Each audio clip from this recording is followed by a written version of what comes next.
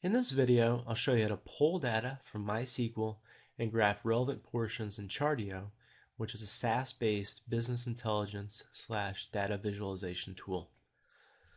So looking at my PHP I'll be using this sample database called Chartio, which has 8 tables with over 1 million rows of data. Alright, so on Chartio.com, go ahead and log into your account.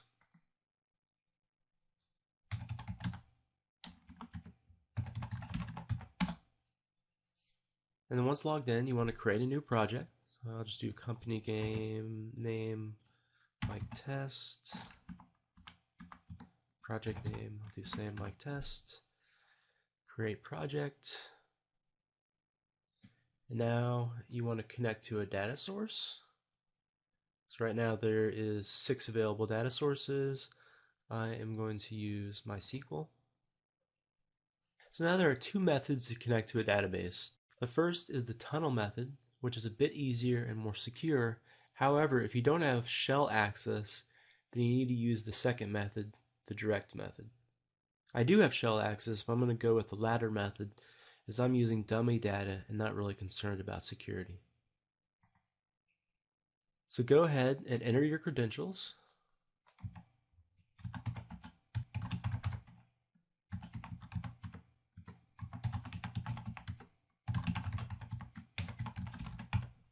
And then press test connection and save. And so once connected, you need to edit the schema to make sure all the foreign keys are set up correctly. You can also hide tables and columns you won't be using for the visualizations, correct any problems with dimensions or measures incorrectly assigned, and basically measures refer to quantitative data such as number of units sold, number of unique visits, profit, and so on, while dimensions refer to categorical data such as state, gender, product name, units, time of day, etc. And oftentimes when data is pulled in the Chartio, these are incorrectly assigned. And from the schema, you can also update the data types if necessary. So to get to the schema, click Settings, and then under the data sources, click Schema.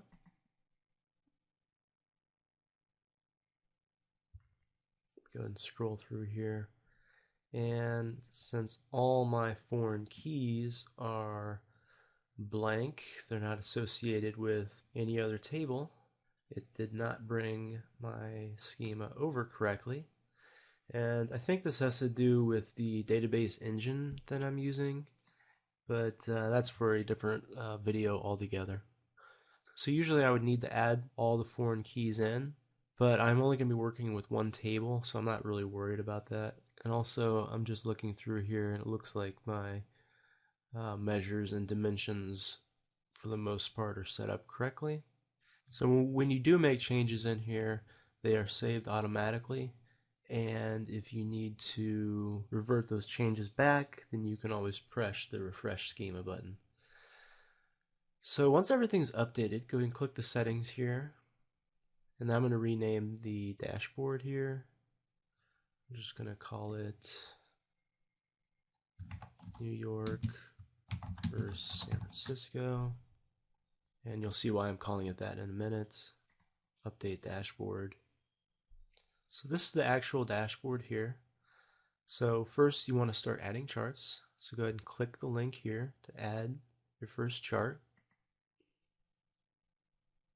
And basically there's 2 different ways to add data to charts. You can either use the interactive mode or the query mode. So with the query mode, you're actually using SQL statements. So if you know SQL, then it's probably best to use the query mode. I like the query mode better as there's more room for customization.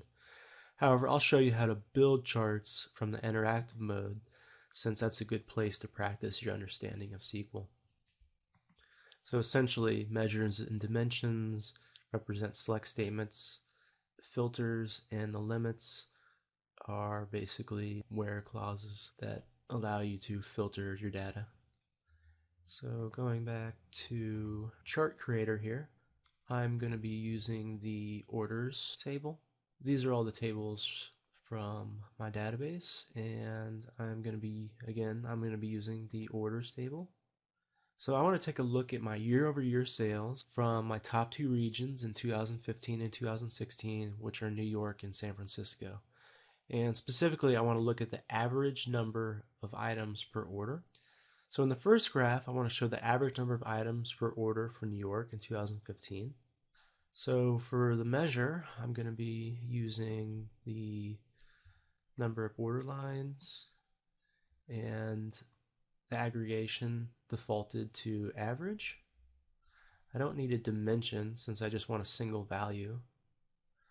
I'm going to be using the city filter, and I'm going to change this to is one of. I'm going to change this to New York. Click OK. Then I also want to change the order date. I'm going to do between.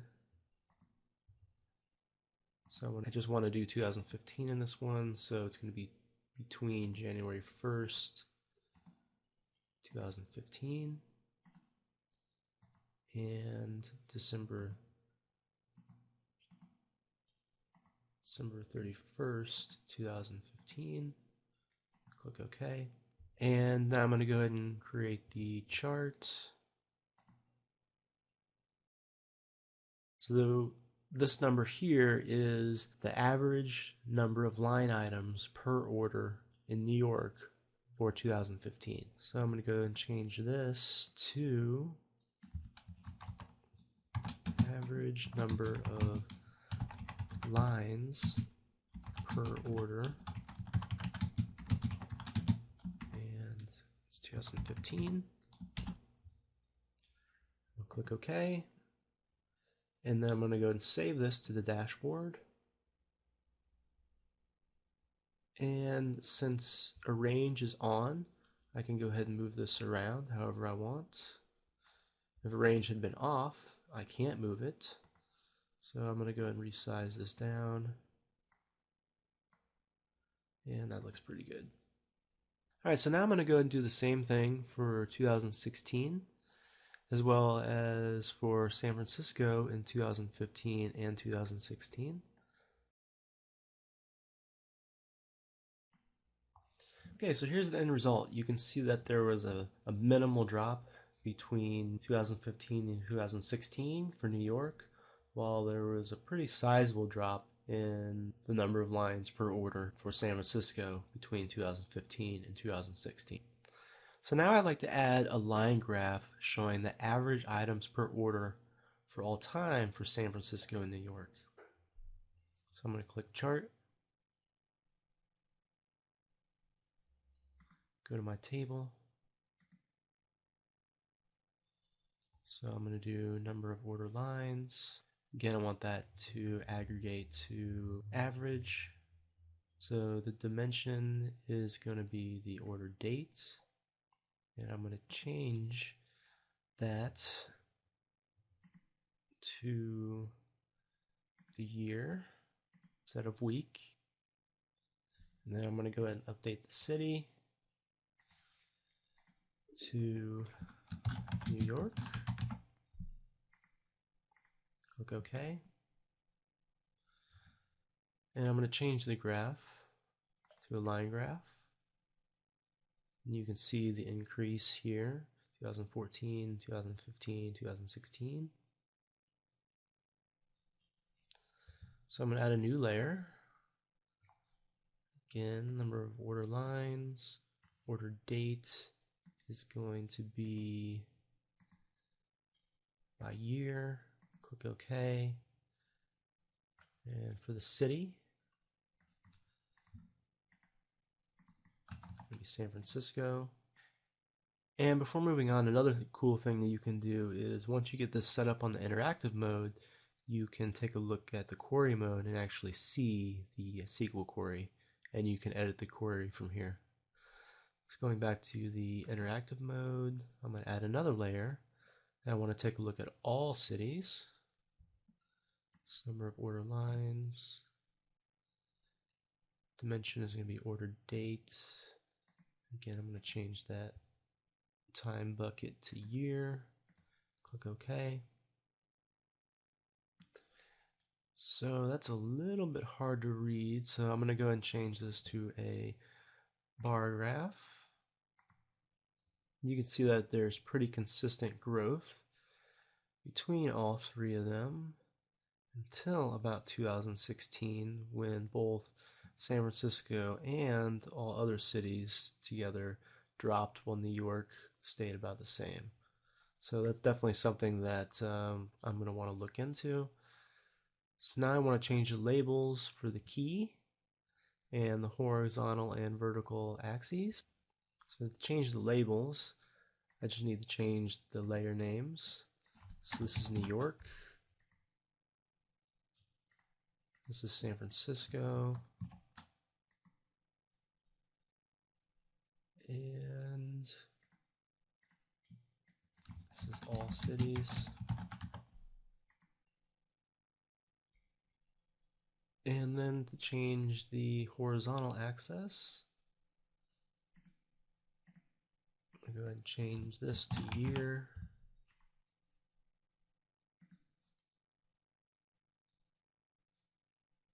And then I'm going to change the vertical axis to average lines per order.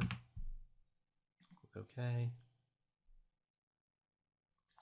I'm going to change the chart title to average number of lines per order, and this is SF versus all cities. I'll click OK. I'm going to save that back to my dashboard.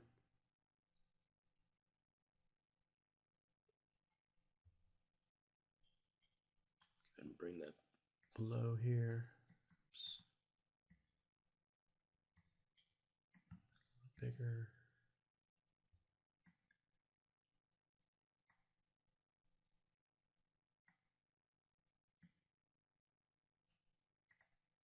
Okay, so I think you get the idea on how to create these charts. So I'm going to go ahead and create 3 new charts, and then I'll show you my findings when I'm done.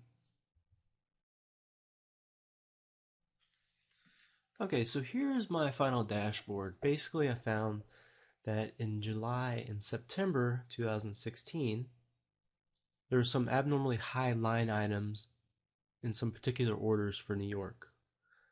And to figure that out, I created this graph here, which is just the average number of line items per order grouped by month for 2015 and 2016.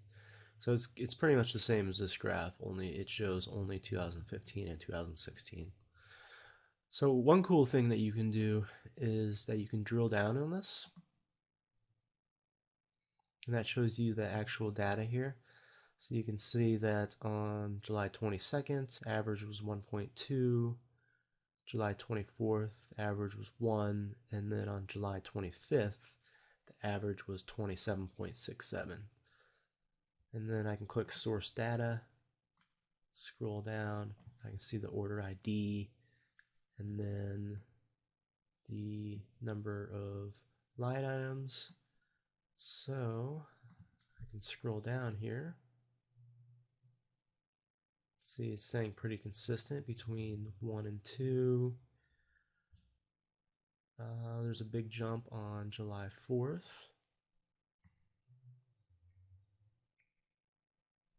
And then there's a significant jump on the 25th and 26th. And so once I found that information, I decided to investigate further. So I'm going to close out of this. Oh, and another cool thing that you can do is you can click these buttons up here on the key to just either remove that data from the graph or only display that data. So let's say I just want to see New York and San Francisco. I can click off all cities. Let's say I want to see all cities. So I'd uncheck both those and then click all cities. So it's pretty interactive, the type of things that you can do. So from there, I created this chart. And in this chart, I took a look at all orders for all time for New York and broke them into 2 buckets. Orders with under 5 line items and orders with over 5 line items. And as you can tell, it's rare to see any orders over 5 line items. And then in the next chart, I looked at the frequency distribution per lines per order for New York in July 2016. And you can see that any order with greater than 2 line items is pretty rare. So this is the number of lines per order, and this is the unique orders. So you can see there's 117 with 1 order, 21 with 2, 4 with 3, and so forth.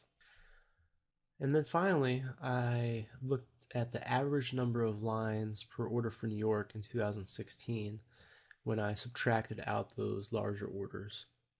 And the final number is 1.46, which is consistent with the drop in lines per order experienced in San Francisco and all other cities in 2016. So basically, those abnormally high large numbers need to be looked at. And one way to do that is I can export this dashboard as a PDF.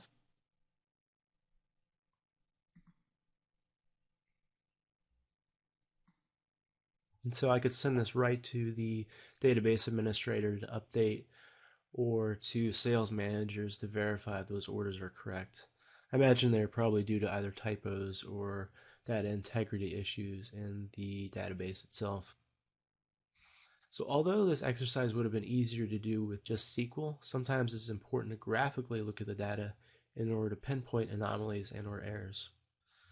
So overall, I'm really impressed with Chartio. It's easy to use, powerful and quick, and I also love the mobile version. Let me go ahead and bring that up. Okay, so here is the mobile version on my iPad, and it's interactive. I can move around, I can zoom in. One thing that you'll notice right off the bat, it's a little bit hard to read. So if I go over here, the vertical axis is a little bit hard to read. One thing that you can do is, if you're looking at this on a mobile environment, change your range to on, and then make whatever chart that you're looking at. I can do it.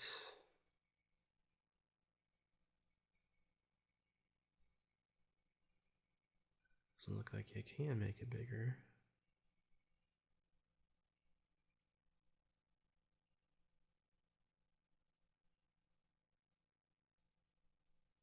Yeah, it doesn't look like I can make it bigger, but it still has the same functionality. So let's say that I want to just look at all cities.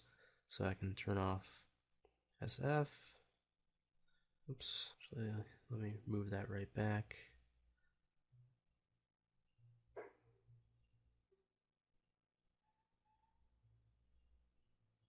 Okay, so I'll turn arranged off. So yeah, it has the same functionality. So if I want to look at all cities, I take a look at all cities. If I want to look at just, say, San Francisco, I can do that as well. I can also drill down on things as well. So I can change these sort of things. But yeah, it takes a little bit of getting used to, but I do love the mobile version. And let me go back to the regular version real quick. So I'll show you a couple other features here. If you say you want to drill down on this, you can change the filter. So let's say I want to see by gender. So you can see the average line by gender for that month. So you have male, female, and I'm not sure what this is. This is probably a data integrity issue, I guess.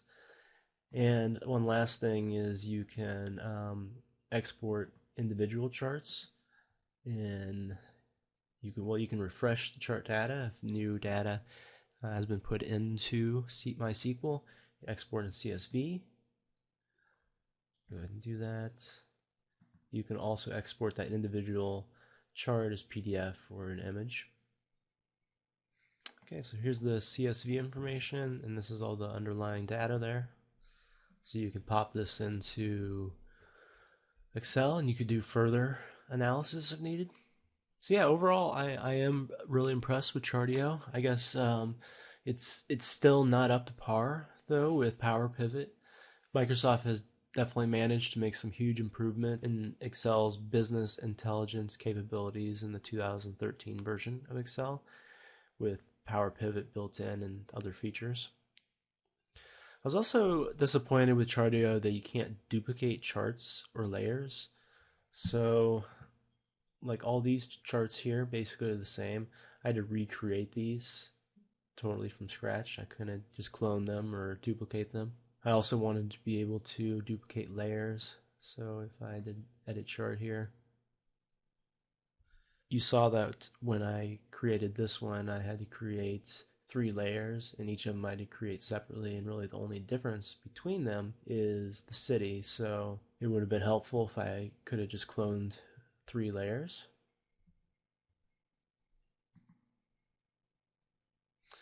Also, slicing and dicing multi-dimensional data is not easy to do. You really need to understand SQL in order to be able to do that. And I could not figure out how to edit the colors of the charts. I would have liked to, say, change this to all red and maybe this one to a different color too, just to make the data stand out. Most of these are just minor issues that could be cleared up quickly. The only other problem is getting users to migrate from Excel, which is still easier to use in my opinion. So aside for upgrading the features, I think they should focus on training videos, webinars, and connecting to various data sources.